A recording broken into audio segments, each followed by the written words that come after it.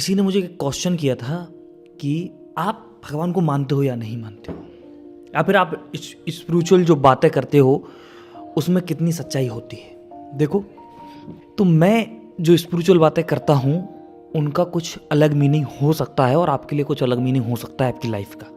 Life में सब लोग कुछ ना कुछ मीनिंग ही ढूंढ रहे हैं वैसे तो अगर मीनिंग ही सब लोग ढूंढ रहे हैं तो फिर कितना डिफिकल्ट होगा ना कि सबको मीनिंग मिल रही है, एक्चुअल में नहीं मिल रही है। हो सकता है किसी को अपने काम से मिल रही हो मीनिंग, कोई भगवान में मीनिंग ढूंढ रहा हो। मीनिंग एक्चुअल में लाइफ मीनिंगलेस है। जितनी जल्दी आप ये समझ जाएंगे उतना ही अच्छा आपके लिए रहेगा, क्योंकि लाइफ में बिल्कुल भी मीनिंग नहीं है कि आप मीनिंग को बिना मतलब की मीनिंग को ना ढूंढिए। आप जब तक इस लाइफ में हैं तभी तक है, ख़त्म होने के बाद आप कुछ भी नहीं रह जाएंगे। आपको नहीं पता कि आपका नाम का भी यूज क्या रहेगा।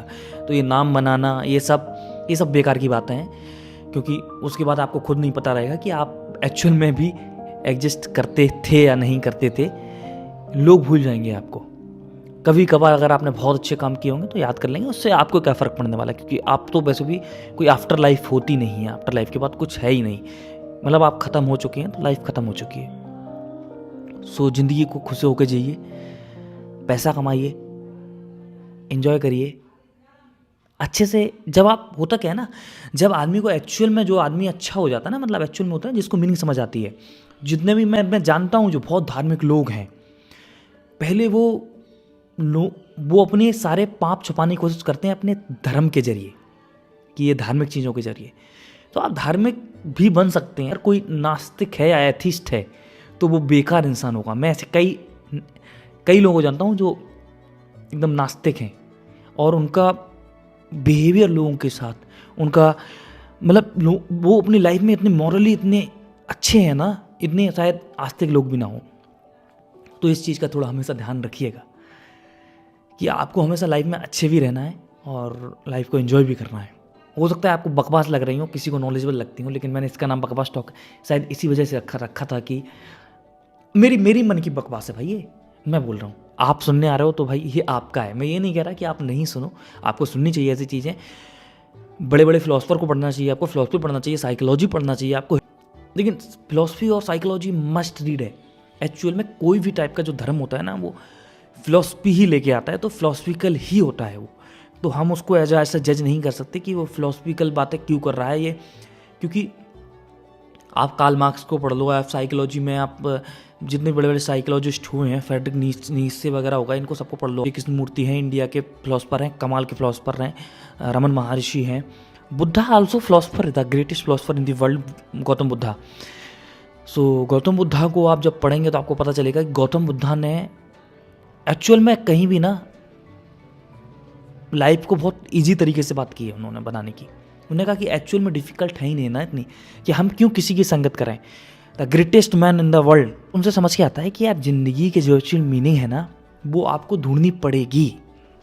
मीनिंग एक्चुअल में एग्जिस्ट ही नहीं करती है। तो आप मीनिंग ढूंढिए अपनी लाइफ की और एंजॉय करिए। ज़िंदगी का बस एक ही मकसद है, आपको खुश रहना है। बड़े बड़े जो साइंटिस्ट होते हैं या फिर बड़े बड़े जो भी अचीवर होते हैं, वो जो काम कर रहे होते हैं ना, म्यूजिशियंस होते हैं, एक्टर्स होते हैं, वो जब उस टाइम पे वो काम कर रहे होते हैं तो वो एक्चुअल में उसको मेडिटेशन के थ्रू करते हैं। टाइम उस समय स्किप हो जाता है, तो उसका मतलब ये है कि उस समय उनके लिए वो टाइम गायब हो गया। पता चला उन्होंने काम स्टार्ट किया सुबह 8 बजे और 12 कब बज गए उन्हें पता ही नहीं, क्योंकि वो इतने ज़्यादा उस काम के अंदर मेडिटेट हो गए थे। एक तरीके से मेडिटेशन की फॉर्म में चले गए थे। तो अपने काम को आप जितना एंजॉय करेंगे उतने आप इस लाइफ को एंजॉय कर सकते हैं। तो तभी अपनी मनपसंद का काम, लोग बोलते हैं कि अच्छा होता है करना, इस वजह से अच्छा होता है। अगर नहीं मिलता है तो कोई नहीं, पैसे कमाइए, पैसे कमा के आप मौज काट सकते हैं, लेकिन लोगों को देखकर मौज कभी मत काटना, क्योंकि लोग को देखकर आप कंपेयर करोगे अपने आप को। क्योंकि लाइफ में ना एक्चुअल नीड जिस जिन चीज़ों की है, आपको बस उन चीज़ों की ज़रूरत रहनी चाहिए। एक अच्छा घर होना चाहिए रहने के लिए, स्टैंडर्ड ऑफ लिविंग अच्छी होनी चाहिए, आपके अकॉर्डिंग अच्छी होनी चाहिए। मान लो उसने रेंज रोवर खरीद, तो इसका मतलब नहीं कि आपको भी खरीदनी है। एक कार का काम होता है एक जगह से दूसरी जगह पहुंचाना। तो अगर आपको वो दूसरी जगह पहुंचाती है तो अपना कार जो है वो अपना काम सही से कर रही है। वो money is the fuel of your life. तो मनी को फ्यूल से ज़्यादा महत्व मत दीजिएगा और अपनी ज़िंदगी को एक्सप्लोर करिएगा, सेल्फ एक्चुअलाइजेशन तक पहुँचिएगा। सेल्फ एक्चुअलाइजेशन तक जब आप पहुँचेंगे तो आपको पता चलेगा कि रियल में ये सब करने की बजाय एक्चुअल में सेल्फ एक्चुअलाइजेशन ही है। क्योंकि जैसे कि हम बड़े बड़े जब इंटेलेक्चुअल लोगों की बातों को सुनते हैं, पढ़ते हैं, तो वो वहाँ से ही सब कुछ हमें समझ आता है कि वो लोग भी, उनका भी लाइफ मकसद एक्चुअल में यही था, सेल्फ एक्चुअलाइजेशन। तो आपको बस वहाँ पहुँचना है, सेल्फ एक्चुअलाइजेशन पर। लास्ट स्टेज होती है, अगर आप पहले पहुँच जाएंगे तो आप फंस जाएंगे। तो मेरा मानना है कि आप लास्ट में ही जाइएगा, पहले आप पैसा कमाइएगा, पहले आप रिलेशनशिप बिल्ड करिएगा। क्योंकि अगर आप पहुँच सकते हैं, लेकिन फिर आप या तो फिर एकदम आपके पास पैसा भरा पड़ा है तब पहुँचिएगा, नहीं तो फिर आप पैसा आप कैसे भी कमा सकते हैं आज की दुनिया में, कोई इतनी बड़ी बात नहीं है। लेकिन मैं आपको सजेशन दूंगा कि सेल्फ एक्चुअलाइजेशन उसके बाद ही रखिएगा। इंटरटेनमेंट की जगह आप उसको रख सकते हैं, उसके बाद आपको ज़्यादा मजा आएगा सब चीज़ों में। जब आप म्यूजिक सुनोगे तो म्यूजिक को आप ज़्यादा अच्छे से सुन पाएंगे, कोई भी चीज़ होगी आपको अच्छे से इन्जॉय कर पाएंगे। अगर आप मेरी किसी भी बात से एग्री नहीं करते हैं इनमें से, क्योंकि ये मेरे थॉट हैं, मेरा अनुभव है, मेरे अनुभव है, मतलब आपके अनुभव कुछ और हो सकते हैं लाइफ के, तो कमेंट में अपनी राय दीजिएगा मुझे कि आपके अनुभव क्या है लाइफ को लेके।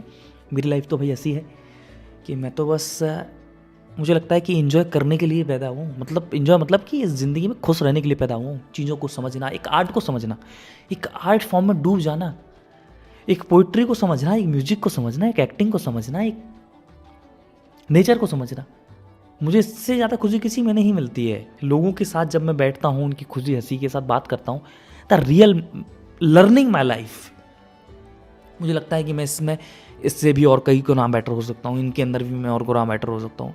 तो जिन जिन चीज़ों के अंदर मैं जितना बेटर हो सकता हूँ उतना मैं करने की कोशिश करता हूँ और करता रहूँगा जीवन भर।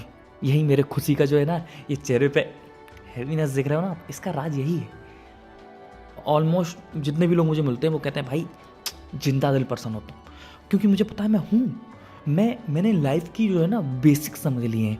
आपको लाइफ के बेसिक समझ आ जाएंगे तो आप भी ऐसे ही खुश रहोगे। तो थैंक यू सो मच। अगर आपको ये वीडियो पसंद आई हो तो चैनल को सब्सक्राइब करो, लाइक करो, और इस इंटेलेक्चुअल ग्रुप में आपको शामिल होना पड़ेगा, क्योंकि मूर्खों की तो पूरी फौज है यूट्यूब के ऊपर। तो thank you very very very so much. कुछ लोगों को ये वीडियो थोड़ी बोरिंग लग सकती है, तो थैंक यू सो मच।